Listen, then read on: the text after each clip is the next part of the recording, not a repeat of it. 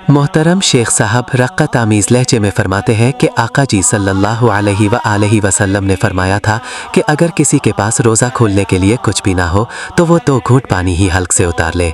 ये दौर की बात है जब भूख और फाकों की शिद्दत से सहाबाए किराम की पूरी सफ़े निढाल होकर गिर जाया करती थीं। आज हमारे पास सब कुछ है, लेकिन फ़कत चंद लम्हों की ये इख्तियारी भूख और कुर्बानी हमें सहाबाए किराम के उस दर्द और तड़प से रोशनास करवाएगी जिससे गुजर कर उन्होंने इस्लाम को बचाया।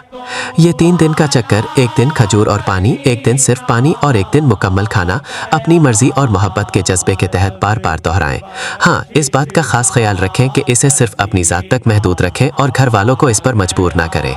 अगर वो अपनी खुशी और मोहब्बत से इसमें शामिल हो जाएं तो सुभान अल्लाह, और अगर ना करें तो कोई हर्ज नहीं। सालिहीन का ये कहना है कि मोहतरम शेख साहब की ये इस तरबियती और रूहानी तरीके की फजीलत बयान करते हुए फरमाते हैं कि जो शख्स मोहब्बत सहाबा में खुद पर यह मुशक्क़त बर्दाश्त करेगा उसकी फजीलत इतनी अजीम है कि रोज़े क़यामत अल्लाह रब्बुल इज़्ज़त उसे सहाबाए किराम की नूरानी जमात में शामिल फरमाएगा। रसूलुल्लाह सल्लल्लाहु अलैहि वसल्लम ने फरमाया, इंसान उसी के साथ होगा जिससे उसने मोहब्बत की होगी।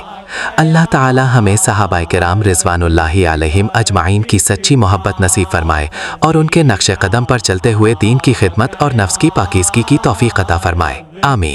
जिसको आका मिल गए मुल्तान में, जिसको आका मिल गए मुल्तान में, यूं लगा उसको मदीना आ गया, यूं लगा उसको मदीना आ